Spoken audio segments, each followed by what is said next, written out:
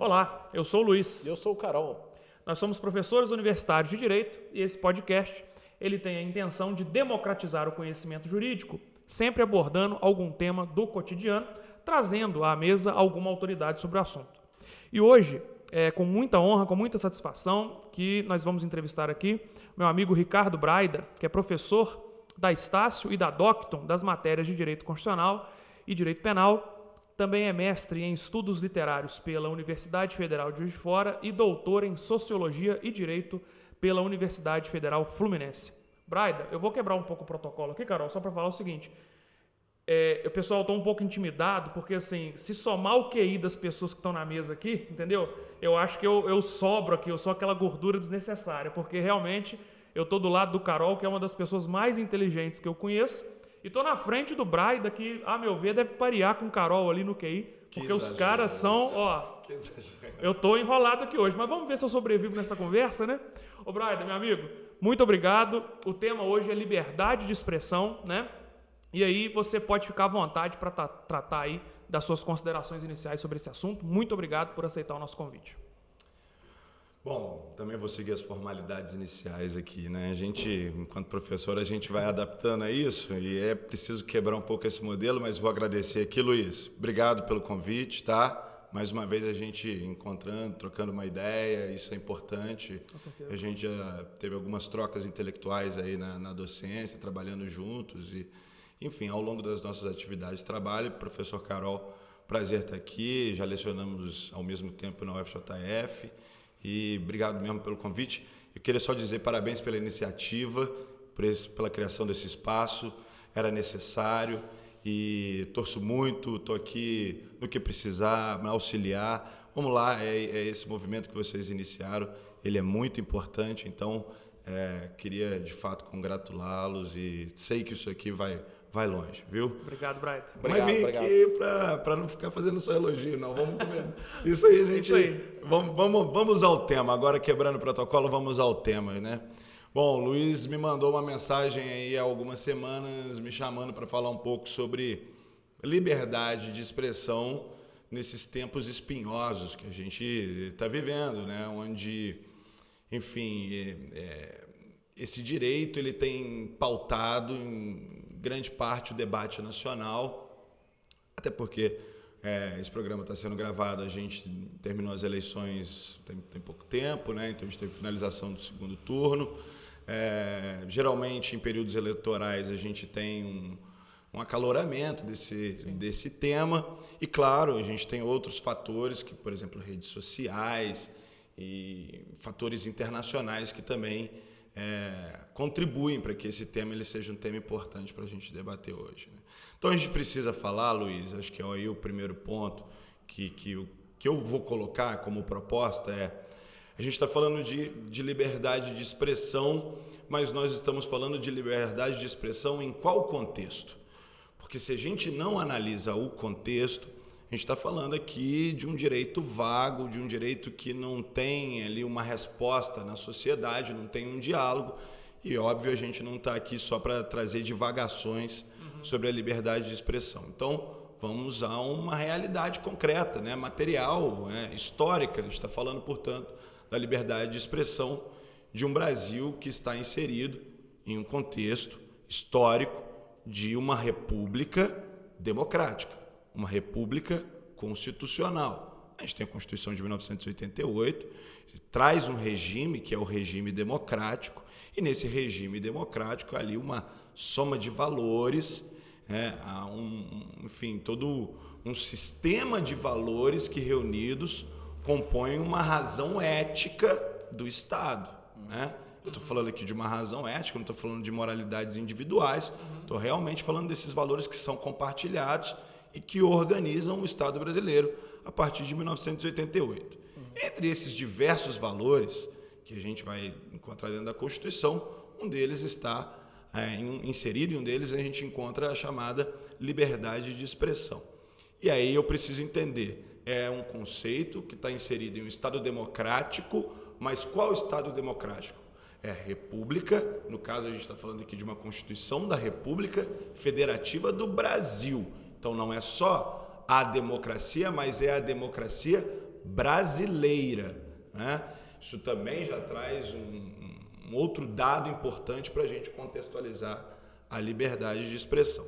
Então, existem fatores culturais, existem fatores sociais, existem fatores históricos que vão atravessar o direito da liberdade de expressão para poder fazer sentido na sociedade em que a gente convive, né? Então, esses valores éticos, esses valores compartilhados da Constituição e da sociedade brasileira, eles vão conduzir a um direito específico. E por que eu digo isso de maneira introdutória? Porque dentro desse debate da liberdade de expressão, a gente tem duas grandes correntes. É claro que a gente pode dividir em muitas outras subcorrentes, outras correntes para falar da liberdade de expressão, mas duas grandes correntes, que é a teoria libertária e a teoria democrática, né? Claro, estamos analisando muito um contexto de países ocidentais, né, que, portanto, estão inseridos em uma economia liberal, capitalista, e aqui eu não estou falando capitalista no sentido de crítica, estou fazendo realmente uma análise realista do contexto econômico, né? Então, essas duas teorias, essas duas correntes, elas são discutidas em grande medida no Ocidente. Não que não sejam discutidas no Oriente, mas lá você tem outras tradições históricas e culturais para poder se relacionar com o tema da liberdade de expressão. Então, dentro do Ocidente, que a esse momento é o que nos interessa, não estou refutando o mundo globalizado, obviamente, mas dentro daquela tradição cultural histórica que mais se relaciona com a gente tem essas duas teorias. A teoria libertária, que tem ali o seu grande representante, os Estados Unidos, né? Ali é a representação de um país que adota essa teoria com uma... Não vou falar que nenhuma restrição à liberdade de expressão, é importante dizer, mas uma baixíssima restrição a essa liberdade de expressão, né? Ou seja, o controle dessa liberdade tem parâmetros que são utilizados muito em casos pontuais, né? E que não constitui uma tendência do Estado norte-americano, estadunidense, de ter um controle maior sobre esse direito à liberdade de expressão. Então, são tolerados, né? Há uma tolerância à liberdade de expressão que é mais alargada, né? Que é mais expandida. Salvo engano, a primeira emenda, né? Primeira emenda, que é, portanto, a grande emenda citada, né, da Constituição dos Estados Unidos, que fala da liberdade de expressão. E aí a gente não pode nem esquecer, né, Luiz, enquanto professores de direito constitucional, inclusive a ordem tipológica, a ordem dos artigos indica muito a característica de uma Constituição, e a Constituição estadunidense já abre com esse direito fundamental da liberdade de expressão, mas que na sua vida prática, na sua construção histórica e cultural, estou repetindo muito essa palavra, mas ela é importante, ou seja, no dia a dia daquela sociedade, foi se tendendo a uma teoria libertária. Lá do outro, a gente tem a chamada teoria democrática. E aí a teoria democrática que a gente tem de grande representante seria a Alemanha. E o que a gente chama de teoria democrática, para colocar um contexto da Alemanha, existe o direito à liberdade de expressão, né? Não há possibilidade de o Estado alemão adotar práticas como censura. Isso está previsto na própria Constituição alemã e, mais do que na Constituição alemã, nas decisões do Tribunal Constitucional alemão. Mas na Alemanha, a tolerância a essa liberdade, ao que se pode dizer, ao que se pode manifestar publicamente, a tolerância é menor. E claro, mais uma vez, a gente precisa entender o contexto histórico da Alemanha, né? Acho que a gente não precisa aqui ficar trazendo divagações, mas em um passado recente tiveram uma experiência que foi dramática para o mundo e com transformações profundas para o direito, né? A gente está falando aqui de um direito de pós-Segunda Guerra Mundial, que é outro marco, né? Marcos civilizatórios são construídos. E a Alemanha, portanto, ela olha para si, olha para o próprio espelho, né? Pensa no próprio passado e entende que esta liberdade mais alargada, né? que esta liberdade de expressão ela pode trazer prejuízos para o Estado alemão, para o Estado democrático alemão. E aí a gente traz para o Brasil e a gente tem que começar a entender, né? Pô, o Brasil segue uma linha de teoria libertária, o Brasil segue uma linha da teoria democrática. E o Brasil, a partir das decisões do Supremo Tribunal Federal, se a gente for analisar o histórico das decisões do Supremo Tribunal Federal, que falam sobre o tema específico da liberdade de expressão, a gente percebe que a ideologia, e não vou, mais uma vez, não é no sentido pejorativo, né, a palavra, a ideologia, a ideia de democracia que se constrói no Brasil como liberdade de expressão, segue uma linha da teoria democrática, com restrições à liberdade de expressão. Nenhum, sempre é importante dizer, nenhum direito é absoluto. Claro. Todo e qualquer direito, direito fundamental, se colisão com outro direito fundamental, poderá sofrer restrições. Claro que há uma busca de otimização, mas ele pode sofrer restrições. E a liberdade de expressão não é diferente, né? Eu não tenho uma hierarquia entre os direitos fundamentais e nenhum direito é absoluto. Essa é uma lógica de um direito que a gente pode chamar de pós-positivista, né? Que é, mais uma vez, o contexto em que estamos inseridos, de pós-Segunda Guerra Mundial.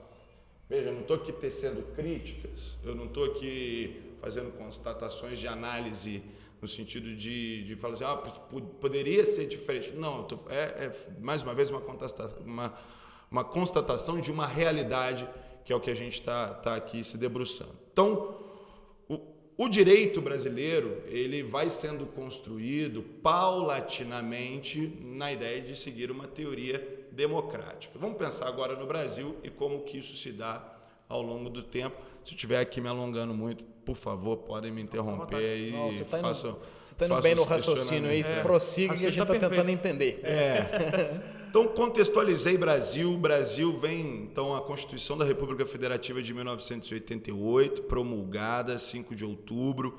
E aí, a partir dessa Constituição, nós temos, portanto, a fundação daquele Estado que a gente disse lá no início, né? Um Estado democrático, um Estado constitucional de direito. Esse Estado ele tem algumas regras e alguns princípios na Constituição, né? E aí temos lá questões relativas à tripartição de poderes, temos diversos direitos e garantias fundamentais, temos na Constituição a previsão expressa, clara, de que o Supremo Tribunal Federal é o guardião da Constituição. Então, assim, essa é a organização que se dá do Estado brasileiro, de regime democrático, que se inicia a partir de 1988. E é importante dizer aqui para os seus ouvintes, eu acho pedagógico, a gente está aqui para fazer isso, né? Que, pessoal, direito não significa, não é igual a lei. Lei é só um detalhe em um direito contemporâneo. Sim. A lei é um indicador, a lei é um vetor que o julgador ele leva em consideração. Mas existem muitos outros fatos portadores de juridicidade que devem ser balanceados em casos difíceis e que acabam tendo que ser decididos pela Suprema Corte. Diversos casos difíceis, hard cases do work, que precisam ser julgados pela Suprema Corte e que a lei ela vai ser mais um aspecto para a gente levar em consideração. Mas fatores econômicos, fatores sociais, protagonismo das pessoas, dos sujeitos envolvidos, os temas a serem debatidos, Sim. Eles podem superar a legislação ou interpretar qualquer lei não apenas na sua literalidade, mas expandi-la, né? Que é o que a gente fala. O texto da lei muitas vezes ele é só a ponta de um iceberg, né? A profundidade desse direito é muito maior do que a ponta da literalidade de um artigo, de uma norma. Então, quando eu falo de um direito que inicia na Constituição de 1988, eu estou falando de um direito complexo. Eu estou falando de uma complexidade científica, eu estou falando de uma complexidade técnica, estou falando de um direito argumentativo. Não é um direito a qual eu faço uma mera adequação entre fato e norma. É muito além disso. Sim. A complexidade, ela se deu em diversas áreas do saber, inclusive no direito. Não é só a tecnologia que se desenvolveu, não é só a engenharia que se desenvolveu, a medicina que se desenvolveu, a odontologia que se desenvolveu, o direito também. Então o direito ele tem a sua técnica desenvolvida, a sua complexidade, a partir do momento em que a gente tem a possibilidade, através da nossa razão, né, que não é um elemento que a gente pode falar universal, mas dentro de uma lógica jurídica, a razão ela vai ser adotada como uma forma de trazer saberes mais complexos para o direito. E aí na Constituição de 1988, então, funda o início desse direito com maior complexidade. E aos poucos e timidamente o Supremo Tribunal Federal vai ocupando o espaço que lhe é reservado pela Constituição de 1988. Importante dizer isso para que a gente não caia numa confusão de uma crítica vazia para falar o ativismo judicial. Vamos entender, mais uma vez, a construção histórica. O Supremo Tribunal Federal, que vinha de uma tradição de um regime autoritário, a qual a sua função era esvaziada, e o Supremo Tribunal Federal, de repente, a partir da Constituição de 1988, ele é alçado ao protagonismo. Mas ele ainda não tem o capital político para exercer esse protagonismo, porque a instituição ela precisa se tornar sólida no tempo. Então a gente vai perceber que ali na década de 90, a primeira década do Supremo Tribunal Federal, a gente tem decisões mais tímidas, decisões que serão mais legalistas, onde o Supremo Tribunal Federal não vai estar utilizando de todo esse arcabouço de conhecimento, de hermenêutica nova, de interpretação sofisticada, e vai aos poucos ganhando o seu campo de espaço na separação de poderes, entre os três poderes. Isso fica claro até na evolução do mandado de injunção, né? O mandado de injunção começou como algo que não representava nada e foi evoluindo até o ponto do Supremo começar a definir condutas a partir das decisões, né? Sem mandar o Legislativo fazer, ou no início, né, sem simplesmente só dizer que havia uma mora. Então ele iniciou com o mandado de injunção apontando um buraco e finalizou atualmente, né, normatizando a partir das decisões. Tampando o buraco. Ele começou só apontando, depois na sequência ele começou a exigir que o Congresso o fizesse, e mais recentemente, em linhas generalíssimas, né, ele começa, como você bem colocou, tampar o buraco. Sim. Decisões concretistas. Decisões concretistas. E que refletem, ao final, na redação da Lei 13.300, que foi o Poder Legislativo, confirmando a prática do Supremo. O que me assusta um pouco no que a gente vê na realidade atual é uma questão de se, às vezes, perceber, falando especificamente do Supremo, 11 varas cíveis / penais, e não propriamente um tribunal, né? É isso que às vezes me assusta um pouco. E eu digo varas no sentido de juízes monocráticos. Às vezes a gente tem uma sensação de que não é um Supremo e um tribunal. São juízes monocráticos que têm ali posições, decisões e decidem de uma forma bastante, por vezes, questionável. E isso depois, às vezes, não é tão debatido no plenário, ou no plenário a coisa vai para um outro sentido, mas aquele estrago já foi feito. Sim. Então... Carol, continuando seu raciocínio, eles utilizam o chamado princípio da colegialidade em muitas vezes e outras não. Exato. Né? Exatamente confirmando essa sua fala de que eles vão tomando decisões isoladas, o que compromete um pouco, às vezes, até uma certa segurança jurídica, e aí tem vezes que você vê o ministro falando assim, com base no princípio da colegialidade, quer dizer, eu vou seguir o colegiado, vou seguir os colegas, né? Eu vou decidir assim, e deixa, às vezes, de dar a posição pessoal dele. Outras vezes, não. Então, assim, mais ou menos parece que quando convém, o colegiado é ótimo. Quando convém, eu sigo o colegiado. Quando não convém, o colegiado eu deixo de lado e inovo. Sim. E ainda, Braida, puxando a sua fala, que você está trazendo o Supremo, né, muito adequadamente para o nosso debate. E dentro dessa complexidade que o direito vive hoje. Sim, perfeito. É fundamental, né? Eu acho que isso é fundamental afirmar. Sim. Né? Esse pensamento esvaziado de que o direito está pronto e acabado na Constituição é algo que já está superado utopia, desde a visão de que utopia. o positivismo não resolve, Não de deu que o juiz certo. não é a boca da lei, né? Sim. O juiz não é um ser inanimado que repete a lei de forma mecânica, né? Sim. Essa complexidade, como você muito bem está dizendo, ela é fundamental de ser compreendida para que alguém de forma mais afoita, né, não venha apontar alguma decisão como absurda. Né? Por vezes a gente vê isso também. Sim, né? sim. Apontamentos de decisões como supostamente absurdas e que num contexto do direito não são. Podem ser num contexto de letra fria da Constituição, mas no contexto do direito atualmente vigente elas não são. Exatamente. Não retira da gente, enquanto advogados e professores, a nossa indignação no dia a dia forense. Sim. Que a gente se depara com decisões que são absurdas muitas vezes, ou mesmo parecer do Ministério Público que, enfim, para a gente não tem sentido lógico. No dia a dia a gente se depara muito com essas questões. Mas assim, é importante a gente analisar no macro e não no micro, né? Para a gente tecer a nossa crítica. E eu também acho, assim, o Supremo Tribunal Federal ele tem hoje 11 ilhas que não dialogam. Quando a gente vai acompanhar um julgamento em plenário, é a leitura de um voto, é uma pessoa falando, é um ministro falando, e os outros 10 estão surdos naquele momento, então a gente não tem um espaço dialógico, a gente não tem uma esfera pública de debate ocorrendo na corte. Né?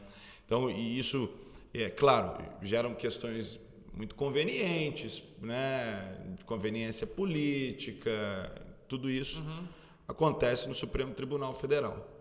Você vê que, pelo menos no debate mais recente, a gente aponta muito mais abusos e muito mais estragos são feitos individualmente do que enquanto corte. Sim, Com certeza. Sim, a composição da corte. Você vê que a gente está sempre. Funciona. Em geral, a gente está sempre dizendo: o ministro tal fez isso aqui, isso é absurdo. O ministro tal fez aquilo e aquilo é absurdo. Enquanto corte, por poucas vezes a gente afirma isso. É verdade. A gente se espanta com as cautelares, com as liminares, mas quando a gente vai para o plenário, regra geral, para quem estuda e se aprofunda no direito, a gente entende a lógica que está sendo estabelecida no Supremo Tribunal Federal. E isso é fundamental entender. Eu acho que uma coisa que precisa a gente pensar, e aí digo, não, a gente, institucionalmente falando enquanto país, é um controle, talvez não do Supremo, porque eu acho que não é por aí, eu acho que a maneira como tudo é estruturado é minimamente equilibrada, mas um controle dessas questões monocráticas. De que maneira fazer, não sei. Eu concordo. Mas eu acho que a gente precisa fazer isso aí. Às vezes, travar ministros em trios, né? Por exemplo, impedir que o Supremo tenha decisões monocráticas. Para determinados temas, talvez. Ou então decisões sempre em 3. Sim. Ou então obrigar uma espécie de reexame necessário. Enfim. A ideia é essa. Nessa linha, né? A ideia de um reexame necessário, muitas vezes porque não tem como a gente suprimir decisões monocráticas, porque existem decisões com urgência e necessidade. Claro, lógico. Exato. Mas submeter ao crivo, ao talvez. crivo, seja de uma turma, e já imediatamente, né? Só para a gente conseguir alcançar o público aqui de modo geral, reexame necessário é um recurso obrigatório, né? Que, vamos dizer assim, às vezes se um ministro tomaria uma decisão sozinho, o que pode ser questionável por vários motivos, aquela decisão sem recurso voluntário, sem ninguém questionar, automaticamente ela vai para mais gente analisar. Exatamente. Vai para mais ministro analisar. Isso. Acho importante como freio.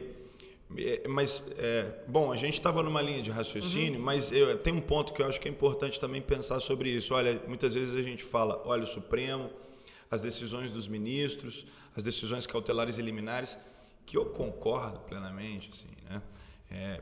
Para mim, o reexame necessário é aquilo que pode dar maior segurança para que essas decisões não tenham ali uma ideia de uma decisão tão subjetiva, tão pessoal, para algo com efeitos de repercussão nacional, né?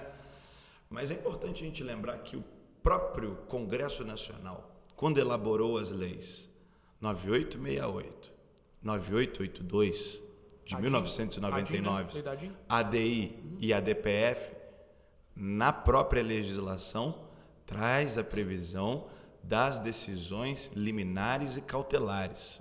Sim, sim.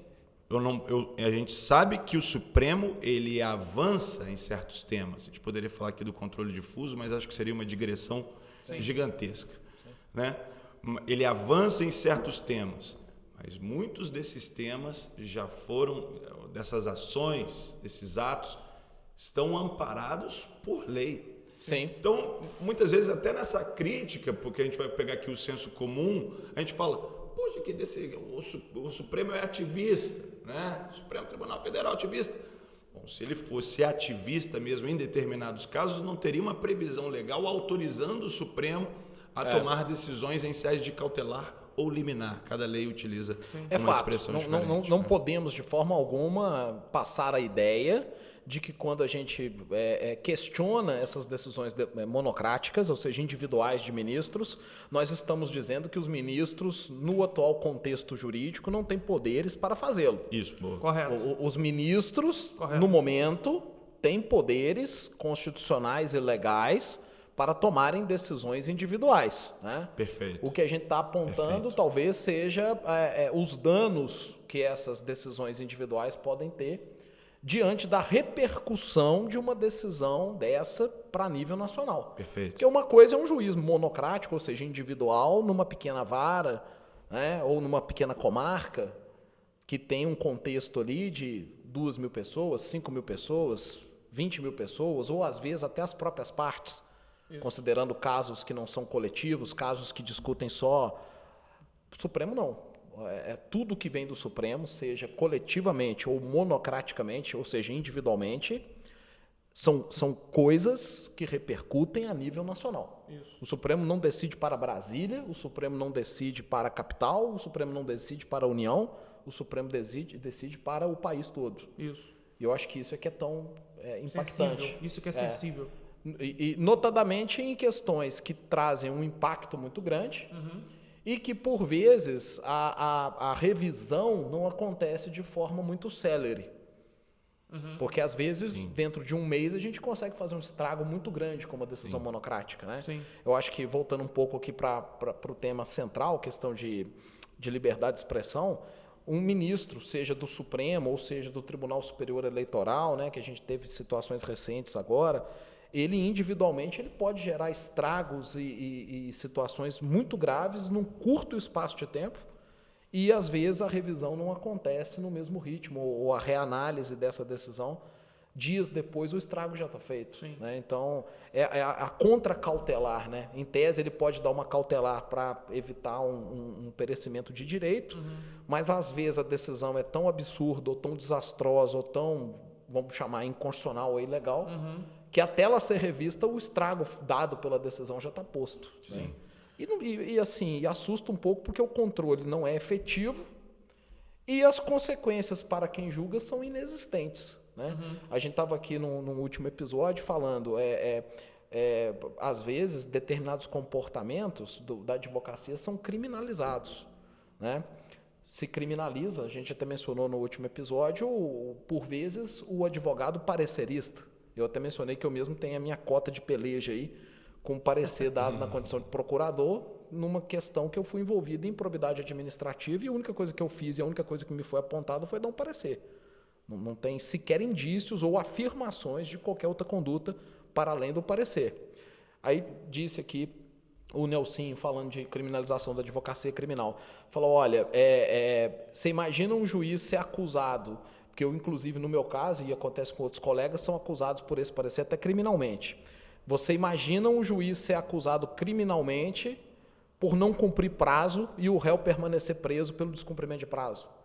Você consegue imaginar que em algum momento, que em algum momento o juiz possa ser assim criminalizado num contexto cultural, social, né, que a gente tem hoje? Isso é praticamente impensável. Sim.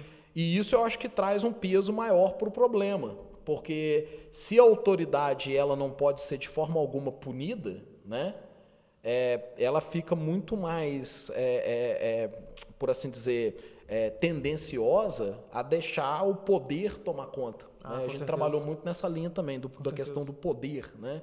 O poder é sedutor.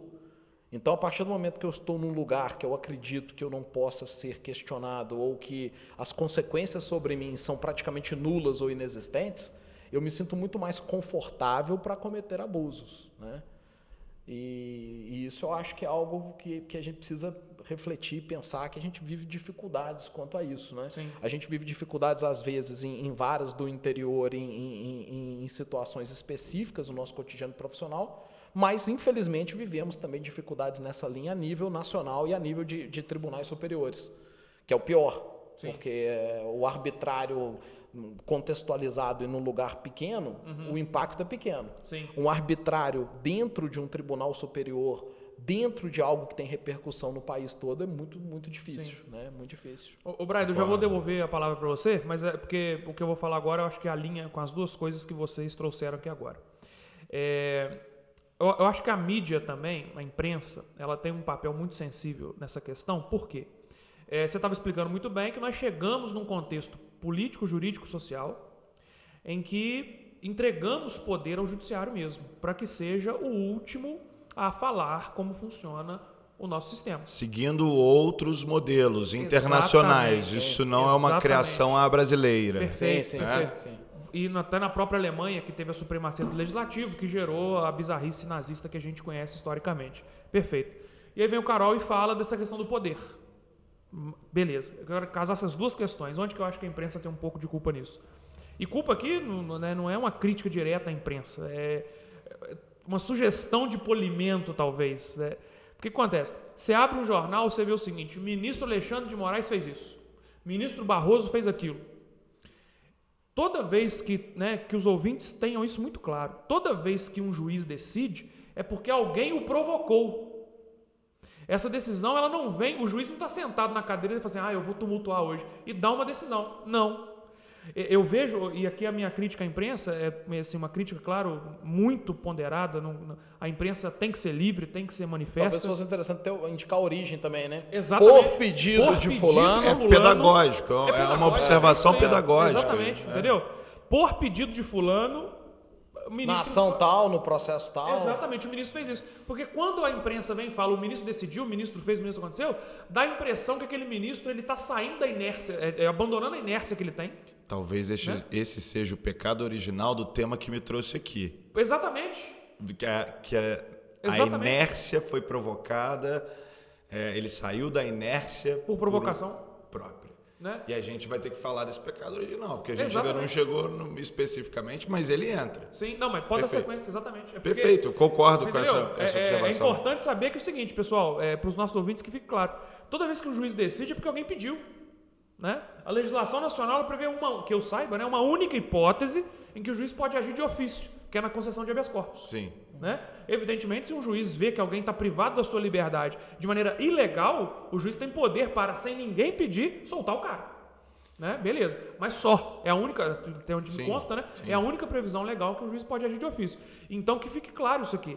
Toda vez que um juiz ele vem e toma uma decisão, seja o ministro Supremo, ou das pequenas comarcas, como o Carol falou, alguém pediu, alguém trouxe razões, trouxe fundamentos. E aí depois, claro, a gente pode criticar por diversas razões a postura, a decisão daquele juiz. Mas é outra história. Mas pode continuar, Brian. Isso é importante para a gente dar os nomes para entender de fato quem está provocando o judiciário, com qual motivação. A gente consegue entender melhor, né?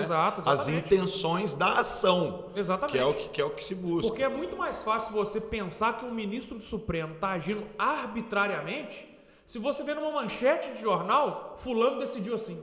Sim. Sem o contexto, sem alguns detalhes mínimos que são necessários. Como, por exemplo, a pedido de alguém, o juiz decidiu. Que eu acho que insere com muito mais lógica, muito mais fundamento a decisão. Por vezes a gente vê uma ou outra reportagem que faz menção a isso, mas em geral o foco é muito na decisão e pouco na ação, né? Pouco no que está sendo pedido. Talvez eu tenha pecado aqui em apontar a imprensa, porque assim, às vezes também eu estou me baseando em manchetes muito objetivas, né? Sim. Muito resumidas, e aí já estou aqui até pecando em fazer alguma crítica Não, mas à é comum imprensa, sim, né? até no conteúdo mesmo das reportagens, por vezes não se menciona. Isso, é nesse sentido. Mas aí, igual o Brader falou, minha função aqui jamais é criticar a imprensa, é ser pedagógico, talvez, com a imprensa, né? Mas pode no continuar, sentido e tem um sentido positivo disso também, porque assim, quando uma decisão ela é tomada e ela é aplaudida, também a gente deveria dar nome às pessoas que elaboraram a tese, não ao ministro que decidiu. Exato. Que é uma outra crítica que eu tenho. Verdade. Sim. A informação das decisões, porque parece que são os ministros, a partir de uma iluminação, que chegaram àquela conclusão. Quase como é que chama, psicografia. Assim, seres superiores tendo contato e chegaram e conseguem decidir quando, na verdade, eles estão sendo provocados. E grande parte das teses já está lá, assim, os advogados, os procuradores, né, trabalhando e naquela teoria. Perfeito. Enfim, né? Então, centraliza muito na figura do ministro. Sim. E acho que, assim, Carol, o que você estava colocando de ponto, acho que a gente vai chegar realmente a essa conclusão do que pode ser feito. Acho que é como que a gente tivesse antecipado até uma conclusão. Sim. Mas vamos chegar nela, porque é isso, assim, o que pode ser feito dentro desse estado de coisas, né? Sim. Eu vou retomar o raciocínio, Por favor. só para a gente não perder, até para o ouvinte poder seguir, né? Porque o Carol trouxe aqui algumas questões, assim, quando fala dessa decisão do Supremo Tribunal Federal, que não tem mais o efeito só interpartes, não resolve só um caso concreto, mas tem esse efeito erga omnes, um efeito abrangente. O ministro Barroso, ele escreveu um livro que se chama Judicialização da Vida, em que ele fala exatamente sobre como que o Supremo Tribunal Federal, portanto, foi tendo essa expansão na sociedade, na vida, no nosso cotidiano. Como que o Supremo Tribunal Federal ele foi deixando de ser somente mais uma instância recursal e começou a se inserir em decisões políticas, né? Uma vez que ele está inserido nesses três poderes. Isso, inclusive, volta. Eu falei, na década de 90, e aí, para retomar, o Supremo Tribunal Federal tem uma atuação tímida, mais positivista e legalista. Quando a gente tem a virada do século, quando a gente entra nos anos 2000, a gente já percebe o Supremo Tribunal Federal já judicializando pautas que são, enfim, que têm efeito, que alcança toda a sociedade, né? Então, pautas políticas. A gente pode falar aqui de questões como, por exemplo, o aborto de feto anencefálico. A gente pode falar aqui casamento gay, união homoafetiva. Podemos falar recentemente criminalização da homofobia e da transfobia, para a gente não perder aqui esse link, né? Questões sobre demarcação de terras indígenas, então direitos de povos originários. Supremo Tribunal Federal, então ele começou a pautar. A gente não pode esquecer presunção de inocência, na segunda instância, né? Isso tudo vem a partir do século XXI, onde o Supremo de fato começa a ocupar aquele lugar que lhe era destinado desde a Constituição de 1988. E aí vamos entrar no tema específico para qual eu fui convidado. Como que o Supremo faz essa linha de construção ao longo dessas décadas de um constitucionalismo democrático? A primeira decisão que a gente precisa falar, quando a gente fala de liberdade de expressão, de manifestação do pensamento, de opinião, de liberdade científica, artística, intelectual, é o caso Elvanger. Qual que é o caso Elvanger? Em 2003, o Supremo Tribunal Federal decidiu no HC. Eu tenho o número do HC porque eu não costumo decorar número de HC, nem de recurso extraordinário, porque geralmente são números muito longos. Eu só decorei o do habeas corpus que proibiu que permitiu a execução após a segunda instância, porque aquilo me traumatizou tanto, né, que é o 126.292 de São Paulo. Esse eu decorei. Pegou.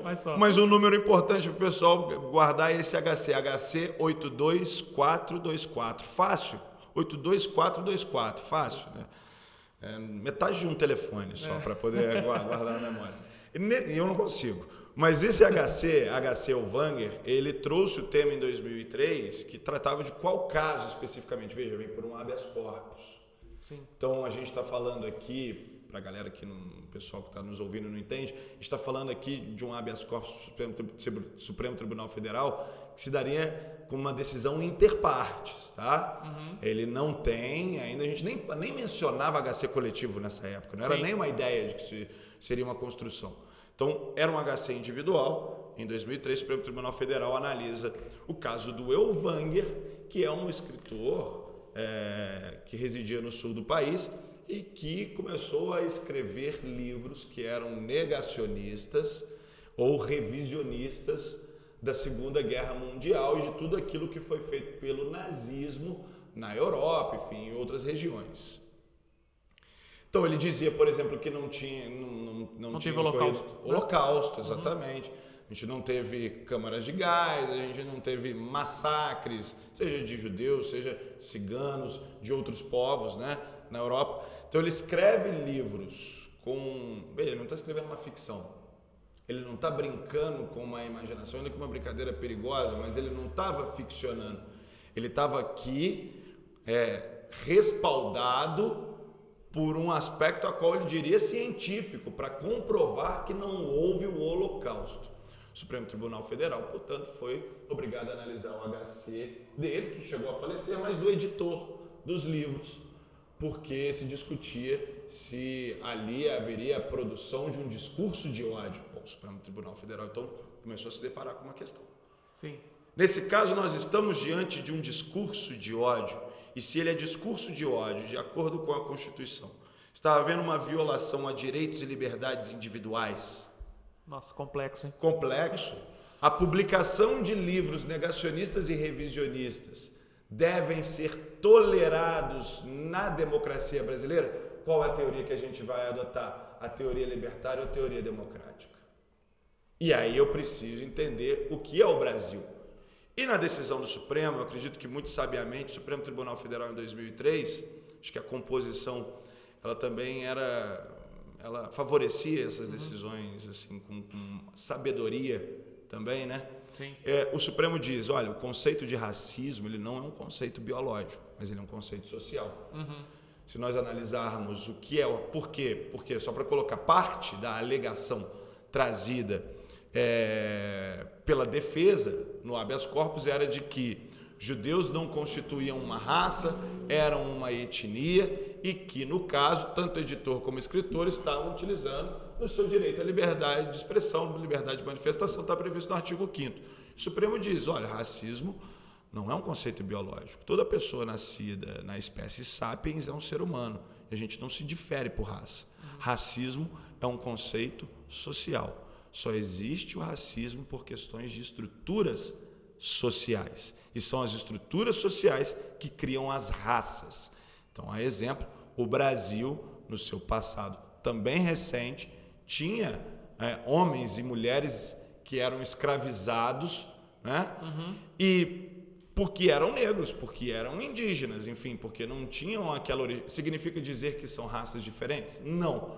Mas ali você tem uma estrutura social que cria essas raças, né? Essas raças são criadas pela estrutura social. E é daí que surge o racismo.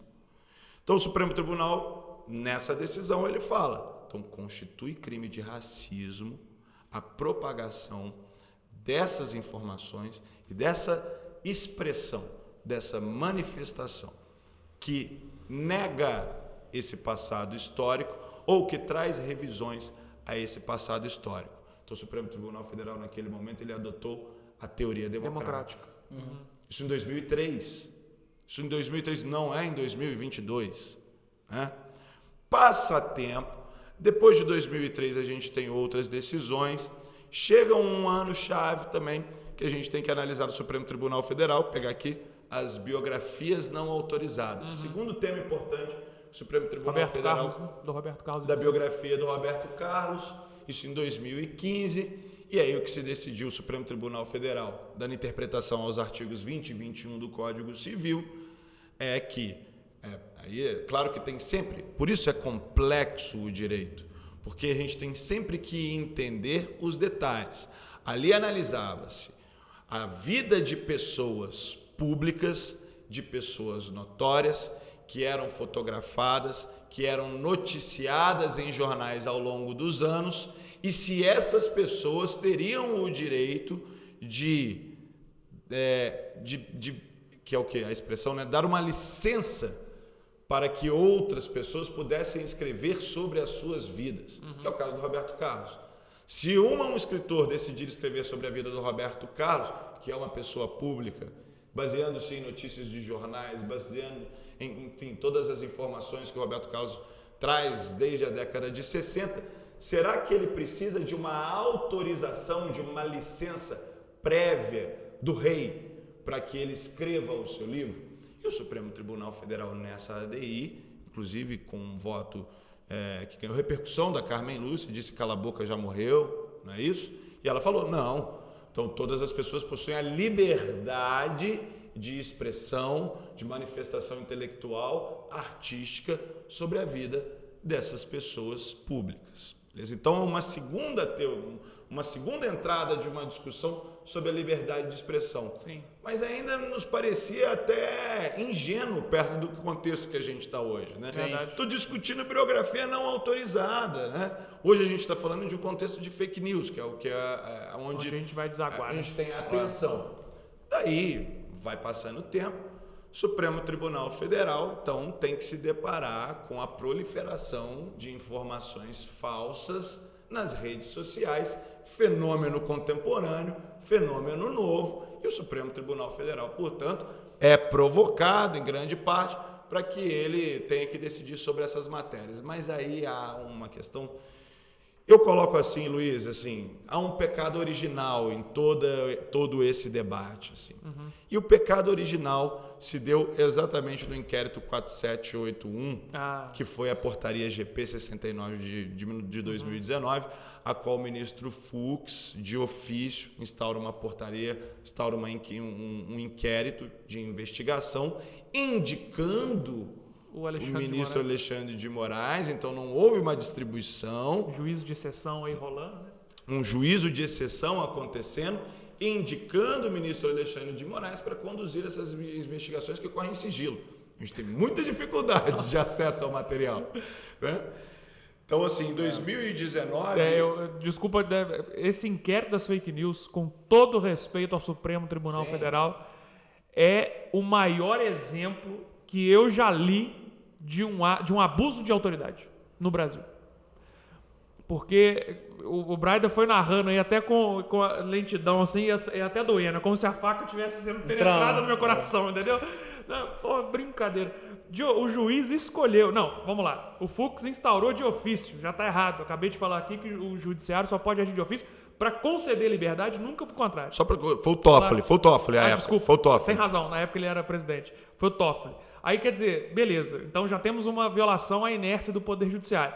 Avança mais um pouco, escolhe o ministro que vai presidir a investigação. Não podemos ter escolha de juiz depois do fato, porque senão você vai estar escolhendo o juiz que te interessa. Sim. Né? Isso viola o juiz ou o tribunal de exceção. E, enfim, esse é o pecado original. Esse inquérito das fake news, nessa nascença, ele é trágico. Mas, enfim... Eu me incomodei tanto com esse trem, Braida, que eu te interrompi. Fica à vontade. Também, mas assim, a gente, enquanto professores ali de constitucional, de direito penal, a gente entra num conflito nesse momento. É a coisa que não tem explicação, né? Você não tem muita saída, né? Você não tem o que dizer, né? E aí você vai invocar uma portaria do Supremo que é anterior à Constituição, evidentemente não recepcionada, então... Difícil demais. Concordo, mas eu acho que aqui o meu papel, então, que eu vou cumprir, é trazer um pouco da fundamentação do Supremo Tribunal Federal, do porquê dessa medida arbitrária que, assim, dentro da minha alma penalista, eu falaria que o sistema inquisitório, que absurdo, né? E isso grita, mas eu tenho que buscar compreender por que essa medida foi tomada dessa forma em 2019. Vamos lá. No ano de 2019, em setembro de 2019, o presidente nomeou Augusto Aras procurador-geral da República. Então a gente tem um PGR, e esse PGR ele tem que cumprir um determinado papel dentro das instituições da democracia.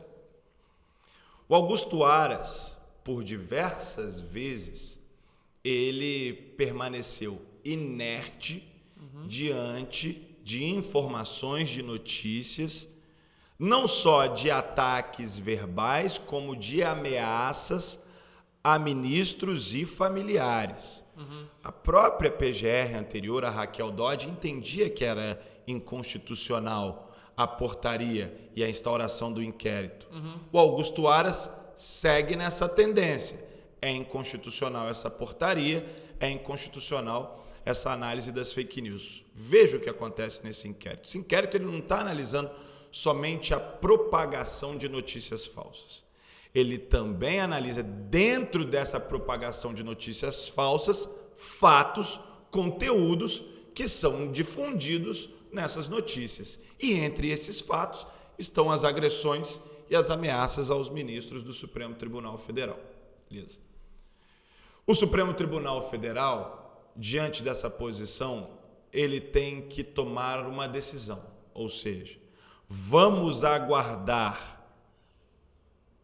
sermos provocados por um procurador-geral da República, pensando como instituição agora, hein? Nós vamos aguardar a provocação do procurador-geral da República, que na sua omissão demonstra um lado político.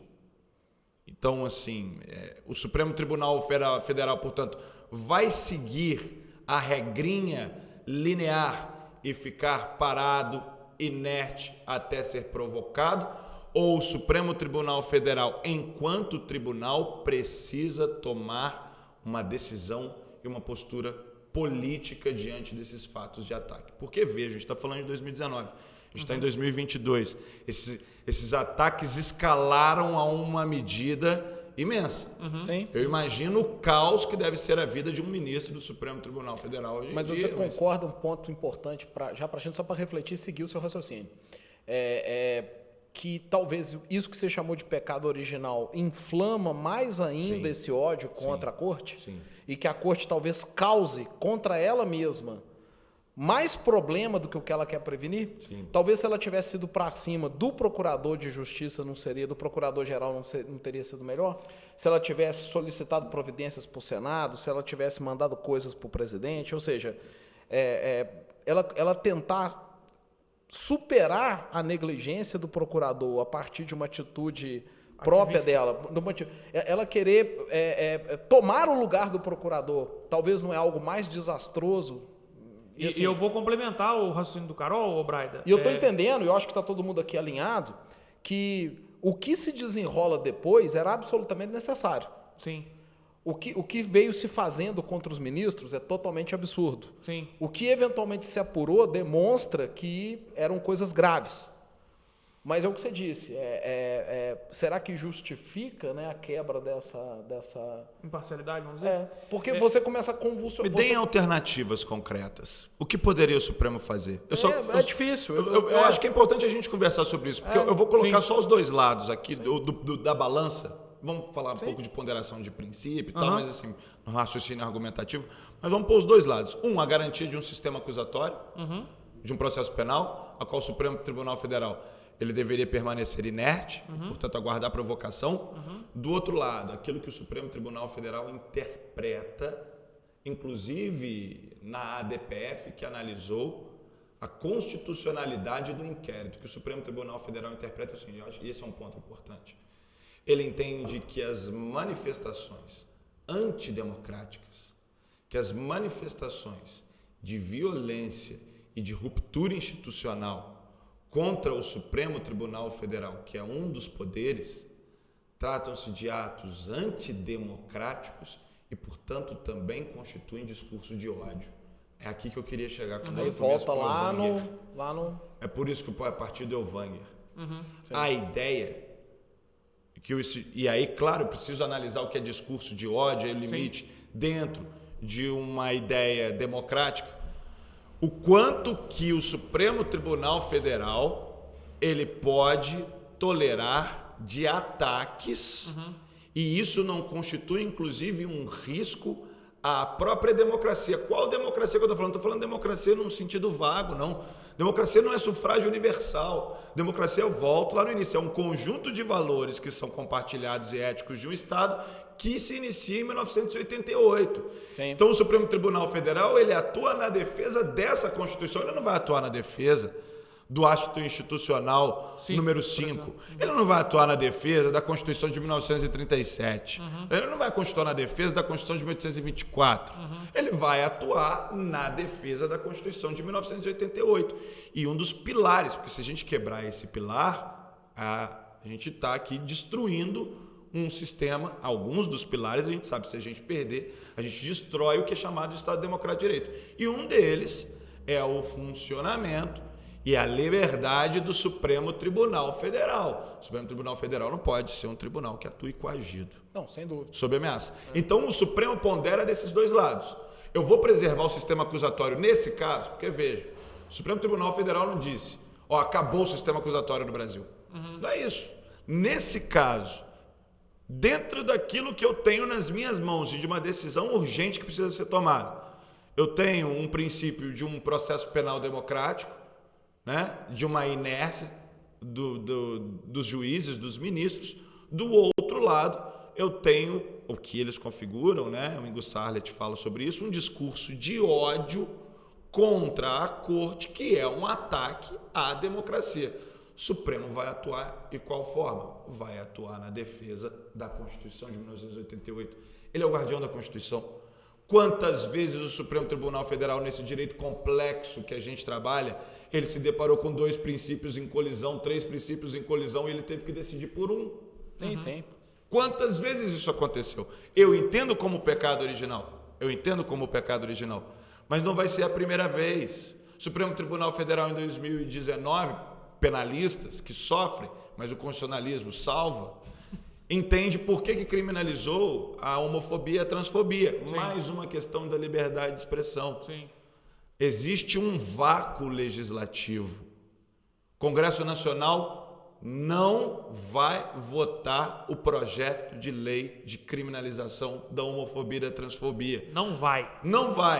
Supremo Tribunal Federal é provocado por uma ADO 26 e mandado de injunção também, julgado em conjunto, já que a gente falou do mandado de injunção. O Supremo Tribunal Federal cai no seu colo a seguinte discussão. Olha, o Congresso Nacional não vai criminalizar homofobia e transfobia. Existe o princípio da legalidade no direito penal, hein? Sim. Atenção, Supremo Mas aí Tribunal foi Federal. Levantado outro princípio de que a nossa Constituição rechaça absolutamente qualquer tipo de discriminação. Ou seja, admitiu-se analogia em Malamparta na defesa de direitos e liberdades individuais, conflito de princípios, a gente está num direito pós-positivista. Tá. Supremo Tribunal Federal, colocado numa encurralada dessa em 2019, talvez prevendo e tendo informações que a gente nem sabe. Sim. Do que iria escalar a partir daquele momento. Sim.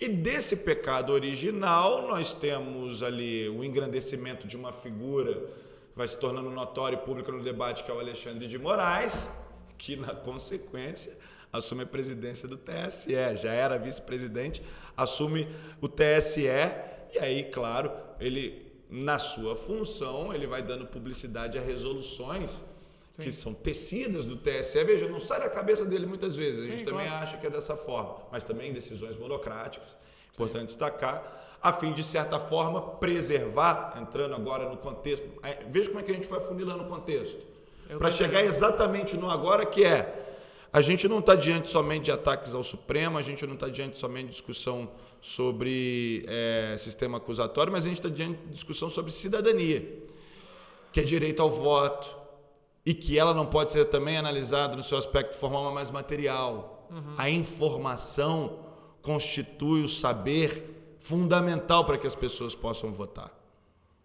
E daí estamos diante de um momento onde a propagação da fake news ela é capaz de causar uma confusão mental coletiva. Comprometendo a essência da democracia, que é a liberdade do voto através de informação que é minimamente correta. Sim. Quer dizer, voto não é ir lá e apertar 2 números e apertar confirma. É isso. Quando a gente fala de cidadania, a gente está falando de uma pessoa, cidadania digna, né? Para a gente colocar aqui uma expressão.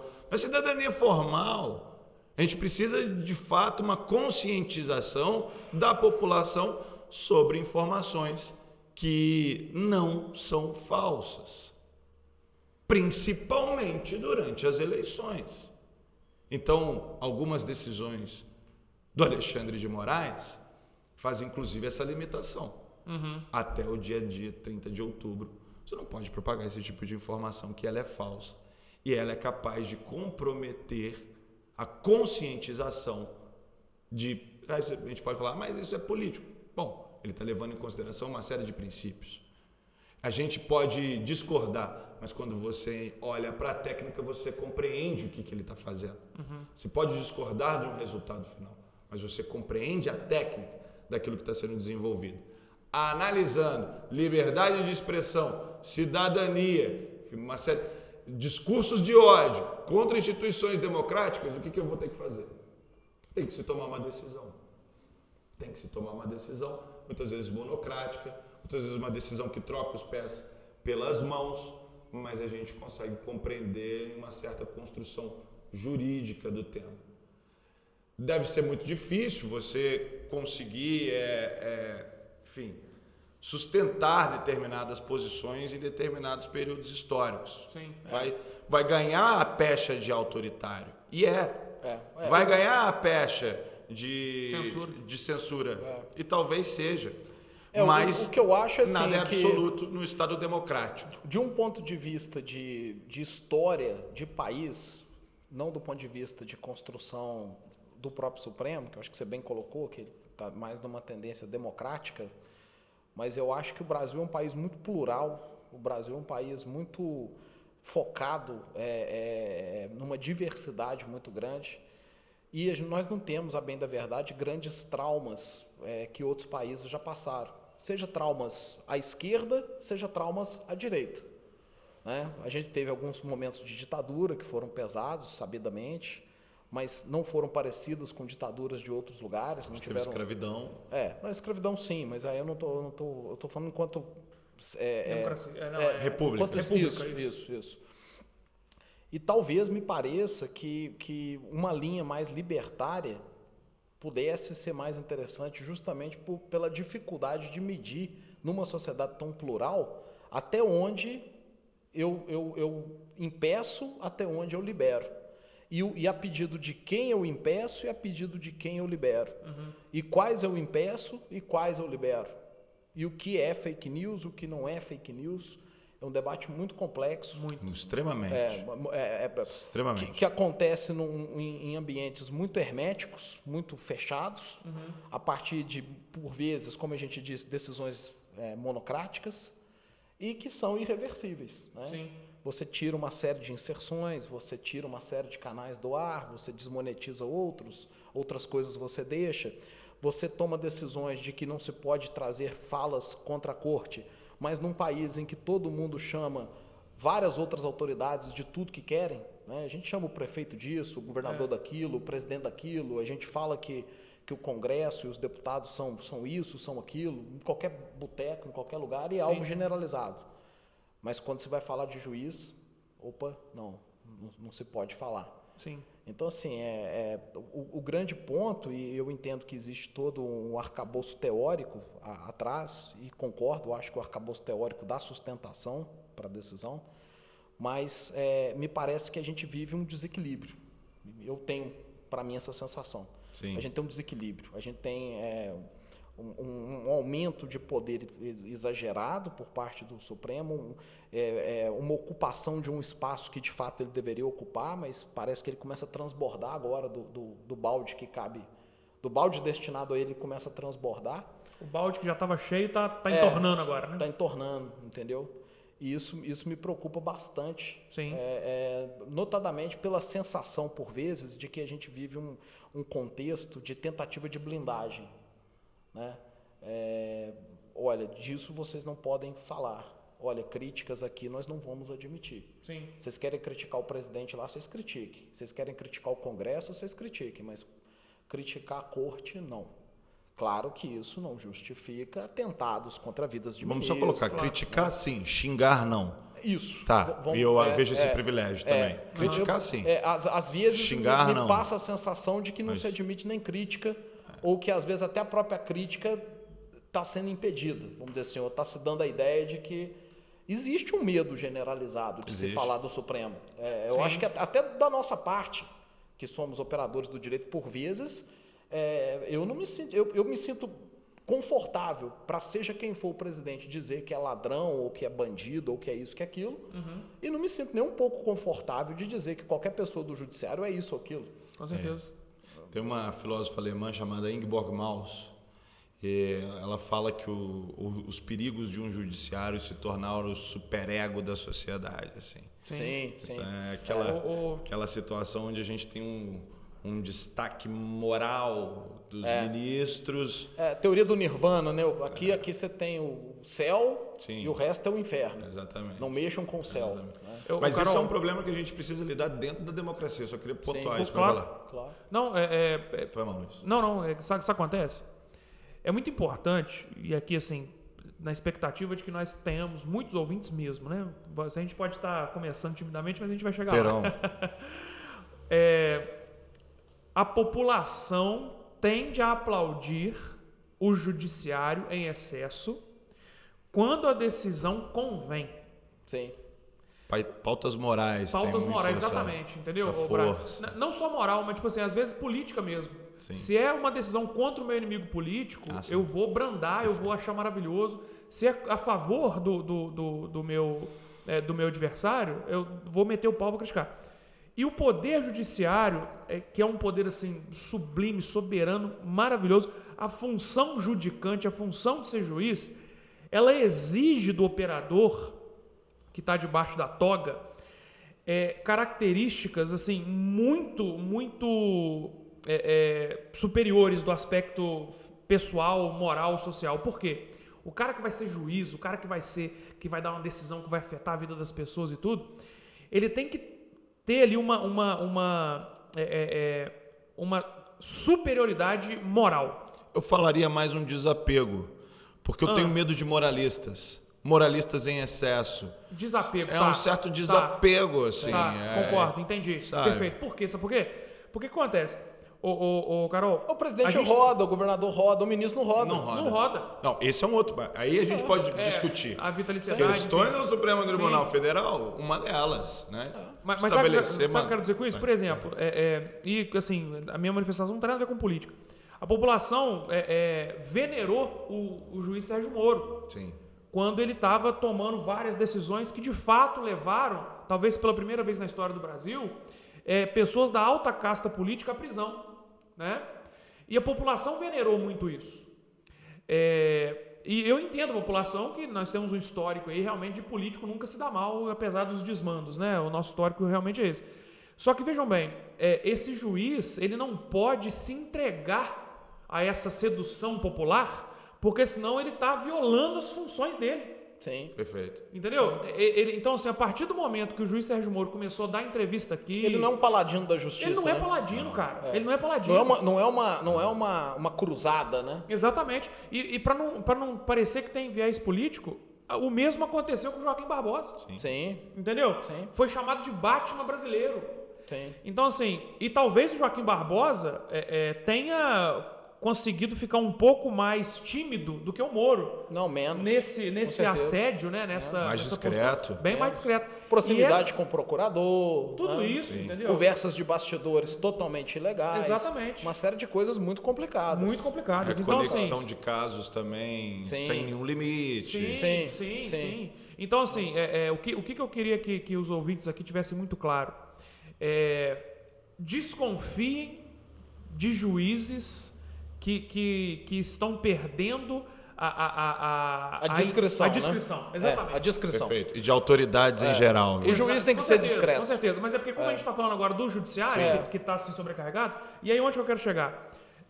O Braida já narrou muito bem aqui por que o poder foi desaguando para o judiciário. Né? Então, assim, já tem uma tendência jurídica, histórica, social, de a gente inflamar o poder judiciário. Mas se o juiz ele não se freia, ele não foge desse protagonismo... O juiz inflamado no judiciário inflamado do trem não dá combustível para desandar. Pra desandar. Entendeu? Então, assim, que a população entenda quando um juiz toma uma decisão que nos é favorável, ele está fazendo a função dele, nada mais que isso, ponto. Tornar aquele cara herói, né, e tudo, isso vai gerar o que o cara falou. Você vai jogar gasolina no fogo, né? Então, assim, eu entendo também que a população tem uma parcela de culpa em idolatrar juízes quando convém. E quando não convém também, tornar o cara enfim, o cara merece ser apedrejado, tá na cruz, etc e tal. Não é assim. E talvez isso também tenha acontecido com o Supremo, né, naquilo que você falou. Sim, sim. Acho que a população em geral ela também vai trabalhar com uma sensibilidade própria, assim, né? Meio que de torcedor. Exatamente.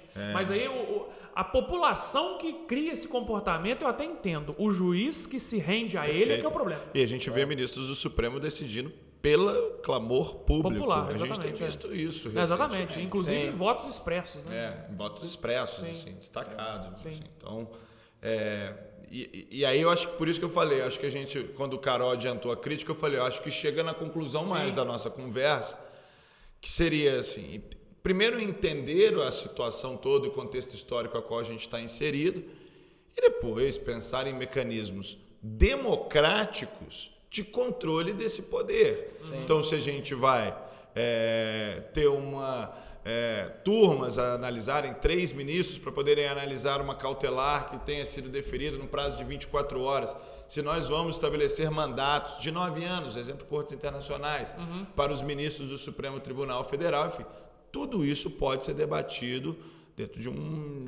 dentro dessa lógica estruturada da democracia. Então, não estou falando democrático, quando eu falo democrático aqui, eu não estou falando na vagueza da expressão, viu? Estou falando dessa ordem constitucional democrática. Algum filósofo, que eu não lembro quem agora, fala, e desculpa te interromper, que a solução da democracia é mais democracia. Né? Porque você acabou de trazer, por exemplo, prazo de mandato de ministro supremo, você acabou de trazer uma solução democrática, talvez para os defeitos da democracia. Sim. E como base em questões, tomando como base questões democráticas. Sim. Então, quer dizer, eu acho que para a democracia, mais democracia, não menos democracia. Perfeito. A democracia ela tem um problema porque ela é um regime que não causa grandes emoções, pessoal. Os impulsos de grandes emoções, de grandes períodos, a democracia, às vezes, ela navega num mar muito calmo durante muito tempo, né? Quanto melhor tiver a democracia, menos convulsão, né? Menos convulsão tem, assim. Então, a gente teve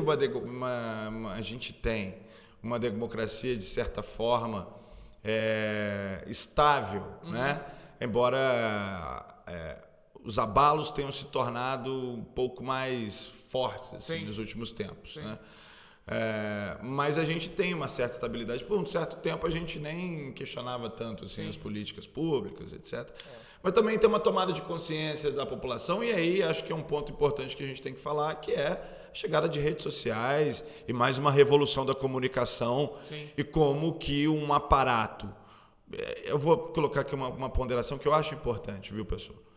Um aparato, a ordem democrática, igual a gente fala aqui, judiciário, executivo, legislativo, ele é pensado para uma lógica burguesa. E quando eu digo uma lógica burguesa, não se imaginava o número de demandas que o judiciário ia ter. Não se imaginava um volume, não se imaginava essa estrutura dentro de uma sociedade de massa, que é o que a gente vive hoje. E a gente está nessa sociedade de massa, utilizando, quando eu falei burguês, eu pensei lá da Revolução Burguesa, viu? Porque quando a gente tem ali Montesquieu, toda a ideia da separação dos poderes, né? O espírito das leis, veja, isso é uma ordem que está sendo formada dentro de uma lógica burguesa, que foi a lógica da Revolução Francesa, que não vingou, mas era a lógica daquele momento.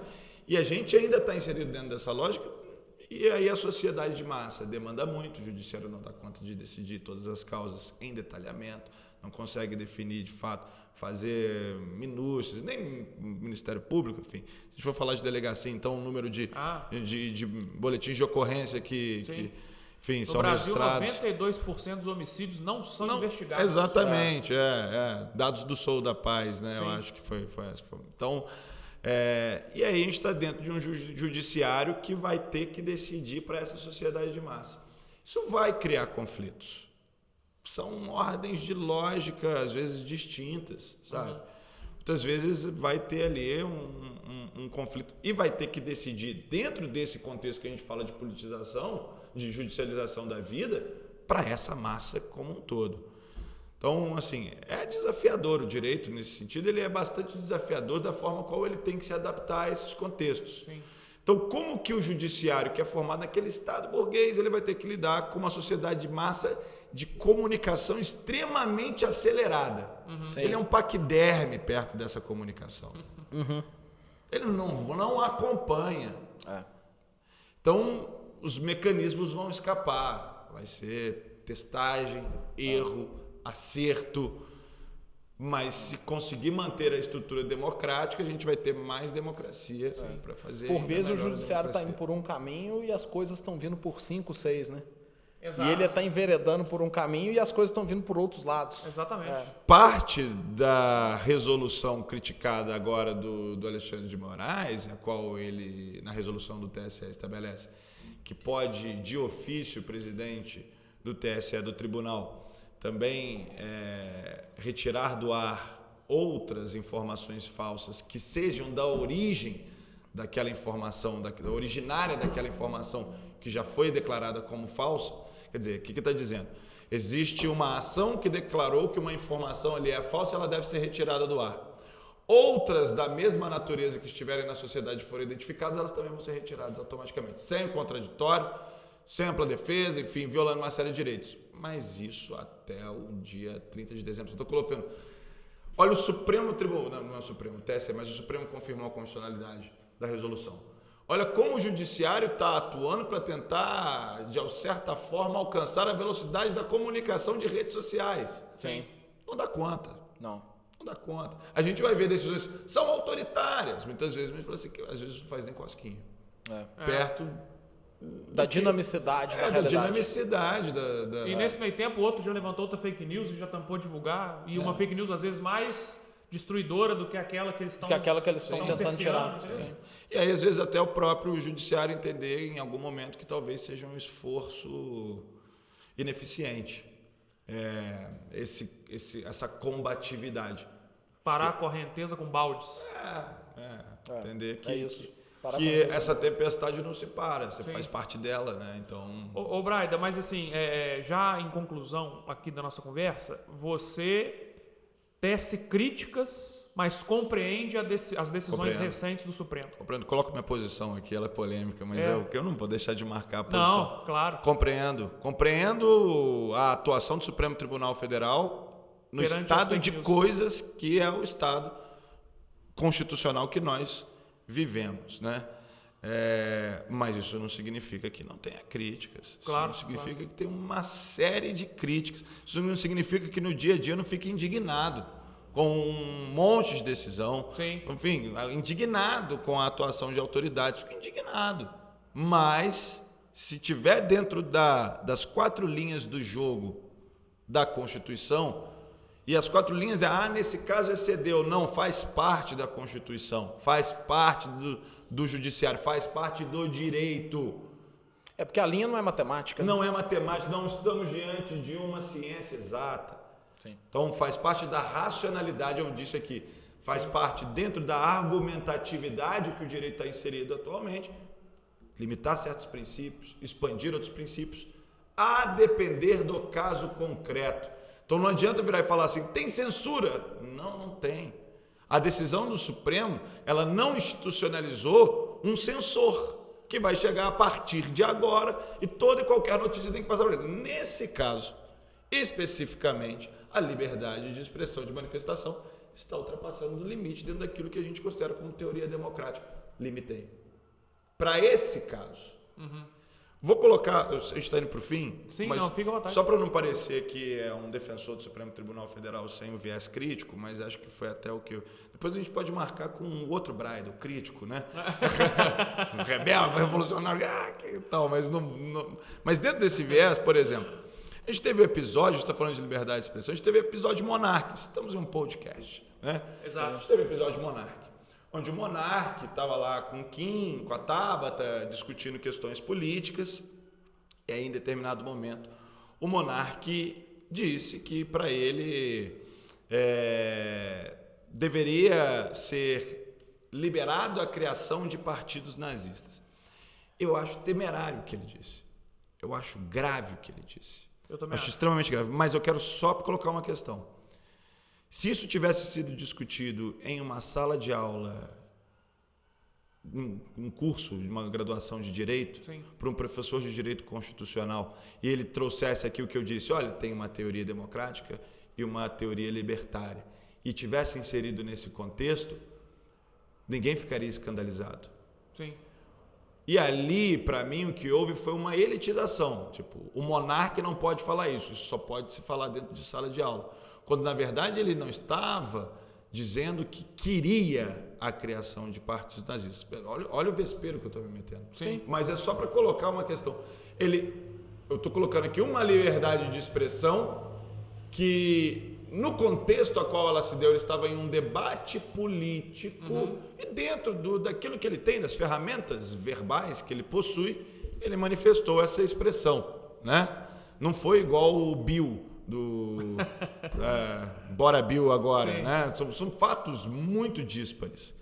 Então, assim, e aí toda a consequência que aconteceu, o jurídico a gente não sabe ainda, né? Acho que tem ações a serem ajuizadas pelo MPF, eu não tenho certeza como que está o andamento, mas veja, assim, muitas vezes eu acho intolerante quando a gente vem com limitações radicais a essa liberdade de expressão. Sim. Nesse caso eu entendo. Ele estava discutindo um tema político, eu faço isso como professor, qual que seria a minha diferença dele para ele? Sim. Agora, ele não está ali fazendo uma propagação, uma apologia, uma incitação. E nesse podcast, que eu assisti o capítulo, inclusive, ele não defendeu a ideia nazista. Não. Ele falou que, até assim, baseado na corrente que você chamou de libertária, né? Ele falou que veicular as ideias, proibir a veiculação dessas ideias nazistas, ele acha errado. Perfeito. Né? Mas em momento algum ele falou que, tipo assim, que judeu tem que morrer, que negro tem que ser asfixiado, etc e tal. Em momento algum ele falou isso. E aí eu concordo com o que você falou dessa posição e vou um pouco além. Às vezes a internet cria ali uma ânsia por um cancelamento. É o nosso tribunal de rua, né? Nosso tribunal de rua, exatamente. E aí tiram fragmentos específicos da fala do cara para dar a impressão de que ele é um nazista desde criança. Sim. E realmente essa contextualização do caso dele, eu entendo. Eu também acho execrável a maneira como ele se posicionou, apesar de ele não ter defendido o nazismo. Ele defendeu a liberdade dessas ideias. Sim. Entretanto, eu também não acho que essas ideias devem ser fomentadas, instigadas, etc. Mas, evidentemente, né, enfim, mas ali o contexto em que ele acabou sendo cancelado, eu achei também um pouco excessivo, talvez, entendeu? Uma democracia admite que pessoas... Eu penso de acordo com a teoria democrática, o monarca pensa de acordo com a teoria libertária. A gente tem o campo de discussão sobre essa teoria. E esse campo está aberto. Agora, adotar posturas, reações e ameaças para fora do campo do direito, aí realmente a tolerância do judiciário me parece que vai ser pouca. Sim, com certeza. Ô, Braida, muito obrigado, cara. Eu que agradeço. Beleza? Obrigado pelo convite, foi um prazer estar aqui, viu? Demais. Que isso, divagações aí. Foi fantástico. Legal. Você trouxe aí bastante decisões do Supremo, né? Que assim, você construiu um caminho para falar o seguinte: opa, o Supremo não está, pela primeira vez na vida, o Supremo não está, vamos dizer assim, trazendo conflito entre princípios, né? Você me deu trabalho, né, Luiz? Você me colocou para estudar, né? Que bom. Mas é exatamente por isso que eu te convidei. Você não ia chegar aqui desarmado de jeito nenhum, né, Carol? Muito, muito bom, a gente agradece. Obrigado pela participação, contribuiu muito com o canal, obrigado. Obrigado, Carol, obrigado pelo convite aí, obrigado, pessoal. E vida longa ao Explicando Direitinho. Obrigado, meu amigo. Pessoal, até a próxima. Valeu. Até a próxima.